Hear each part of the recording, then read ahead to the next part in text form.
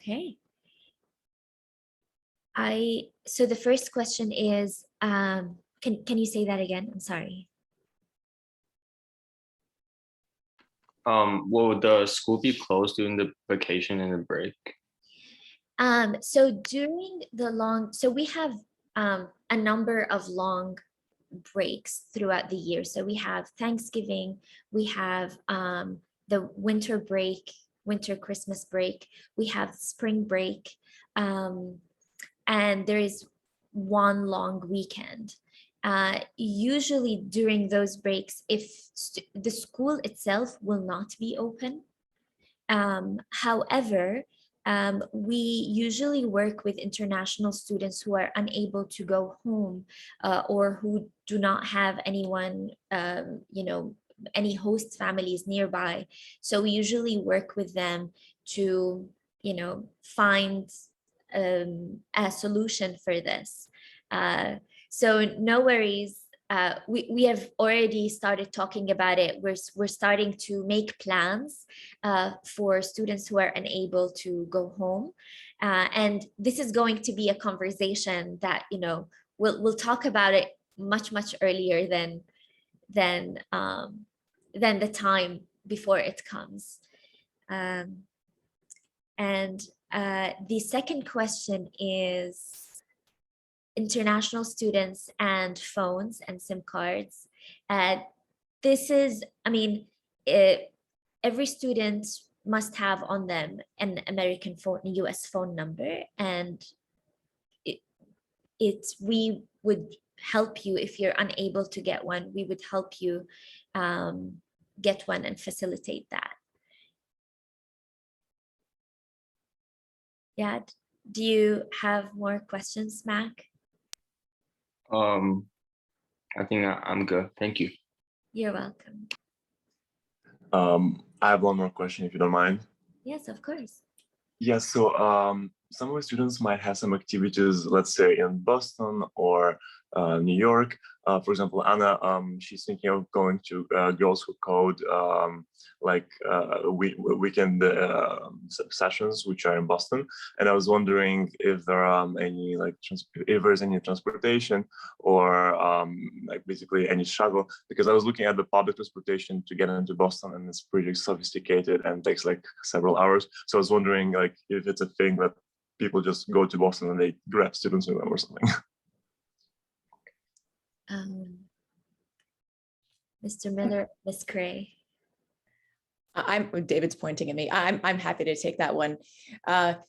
We are a relatively rural campus, as you have probably come to know, and it's in a car a couple of hours to get into Boston. And we don't, as a matter of routine, tend to provide regular transportation to and from Boston. I recognize that there are some folks who have interests that would carry them to a more metropolitan area. And on occasion, we might be able to have a faculty advisor or someone drive a student to those activities, but it's not something that we regularly provide. So my suggestion to you is that Anna perhaps talk with her advisor or a faculty member when she's here, maybe in the computer science department, who can begin to understand a schedule of activities she's interested in and how the school might be able to support her. It's not something we'll be able to provide routinely, but there may be some occasions where we're able to help her get to those activities in Boston. I hope that makes sense, and I'm happy to connect with you and with Anna herself to kind of put you in connection with the folks who could kind of begin to have those preliminary conversations. Yeah, thank you so much. This is incredibly useful. And also, do you mind if I ask a second question? Fine with me. Yeah, it's more related to the health insurance. I mean, most of the international students probably do not have a health insurance. And from what I understand, Deerfield comes with their own health insurance. If I don't mistake, it's provided by Aetna. I was wondering when will it start, and if students need to sort of apply for it again or get a card, or this is somehow taken care of already. Is it helpful if I grab that one? Great. In the chat, I am putting an email address. It's nurses@deerfield.edu, and that's a pretty intuitive email address. For questions about health insurance, they're a pretty responsive group. I'm going to suggest that you email them to get all of the details of health insurance. So you're reassured as a parent sending your child away, the many miles that Anna will be away. If you send them a note with the specifics of your question about the start of insurance and any other details about it, I'm confident that they're going to get back to you very quickly. If that's not the case, please let me know. But those are the experts in terms of health insurance, and they'll be able to answer your questions pretty responsively, I think. Got it. Thank you so much for your help. Thank you. Of course. All right, we have two questions. According to the school protocol, is it accepted for unvaccinated students to arrive USA on the 25th of August?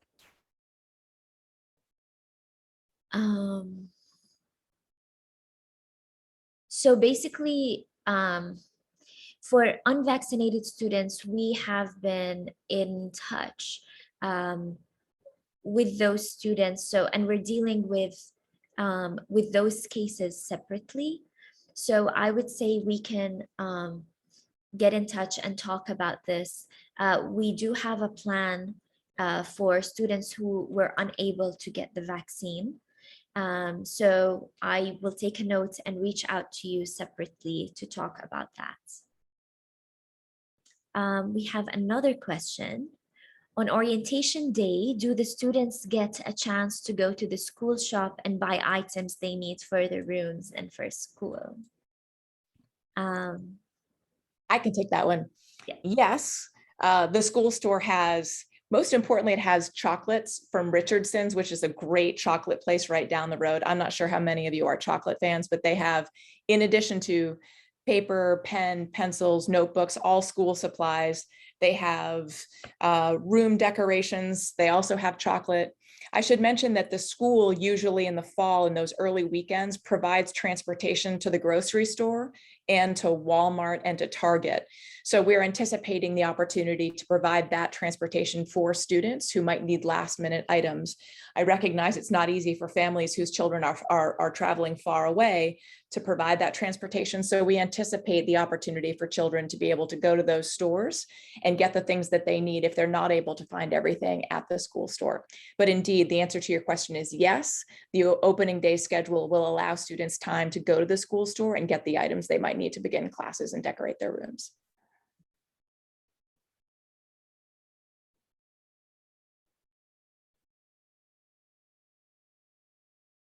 All right.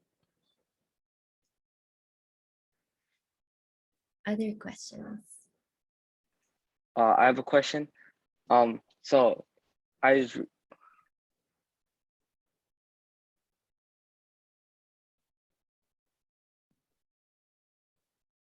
Yes, please go ahead. oh, sorry, my Wi-Fi may be a bit bad, but a question I have is, recently I saw the US COVID cases have been more severe. So like, is the school still gonna follow the policy, the recent policy of not doing COVID tests arriving on campus? And do we, are masks still like, do we still have to wear them, or is it like, optional? I'm happy to jump in on that one. As we've been working very closely with outside experts, public health officials, and our senior team at Deerfield to make sure that our reopening plan is resilient, healthy, and joyful for all of you as we start the year. So to give a little context, Leon, is that your name? Yeah. Great. So to give a little context, Leon, I was just looking at this morning. I was guessing someone would ask this question, so I wanted to be prepared.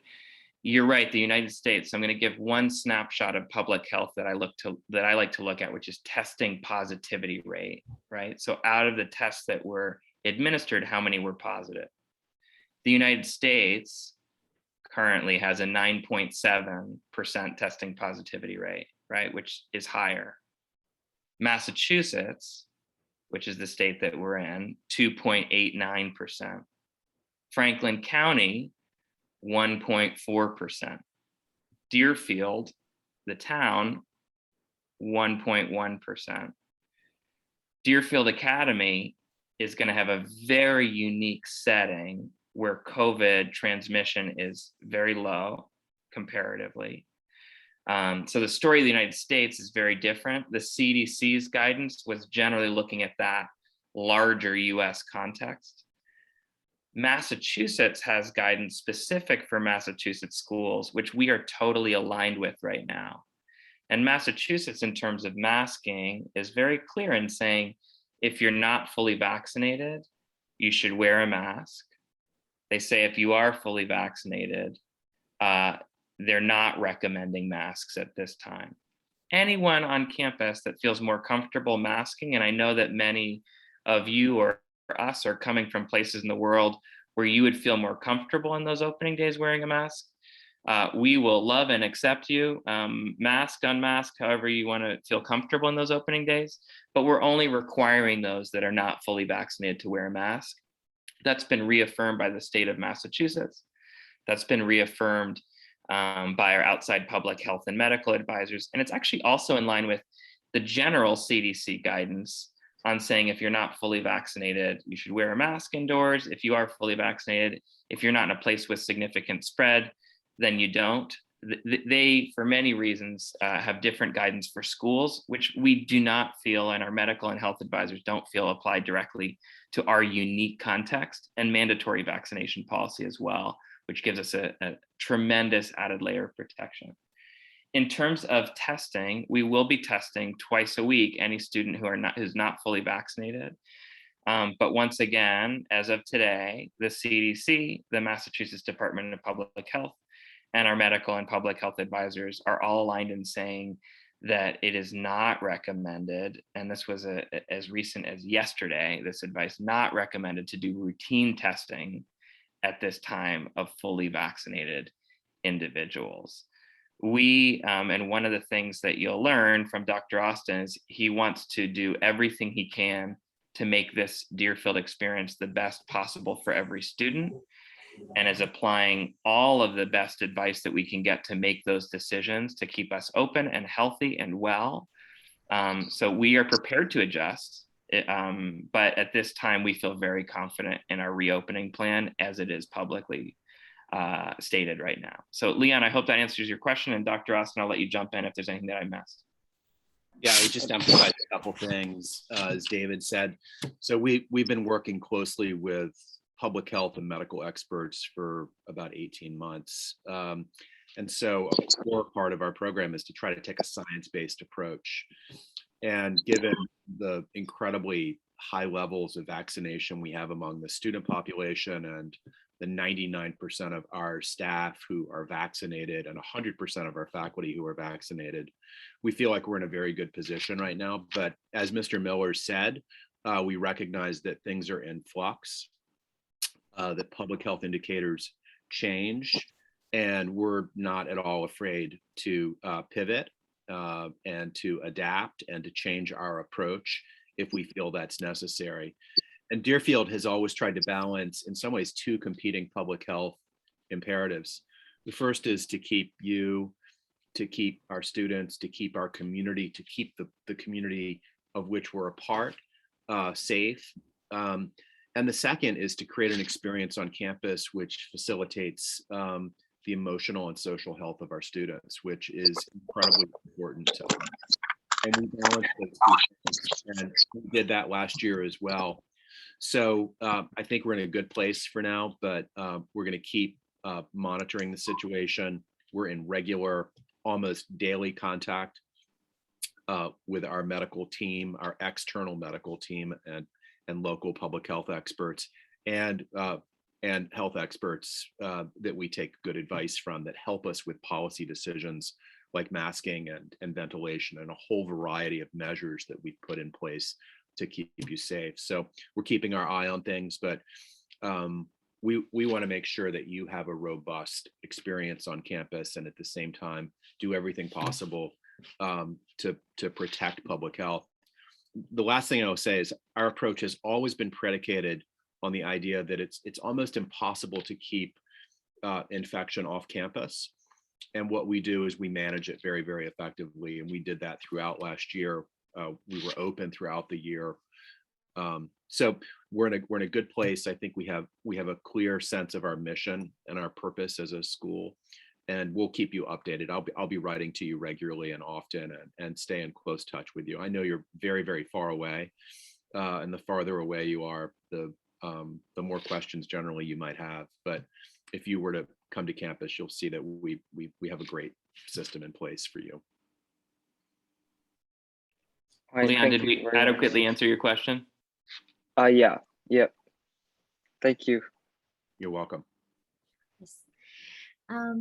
So if you have more questions, you can always reach to any of us, really. In the coming couple of days, I will send you a follow-up email with all of our contact information as well, so that if you have more questions, you can always ask. We're looking forward to welcome you, students and parents, of course, on campus. And I think I will, for now, I think I want to make sure that we have time for our international student leaders to have time with our students, new students. So parents, thank you so much for being part of this call. And we look forward to hearing from you and working with you this year. We have a very unique relationship with our parents here, which is a relationship of partnership. And I hope that we continue to communicate openly and freely together, working towards the same goal, which is the best interest of our students. We hope this meeting was helpful. If anything, we got the chance to see you and meet you. Thank you for being here. Same with the adults also, Mr. Miller, Dr. Austin. Thank you for being here, Ms. Cray, Ms. Shelburne. And students, if you can remain on the call, I can then split you up in rooms with our ISA leaders. Thank you, everyone. Thanks, everybody. Thank you. See you soon. Thank you very much. Thank you very much.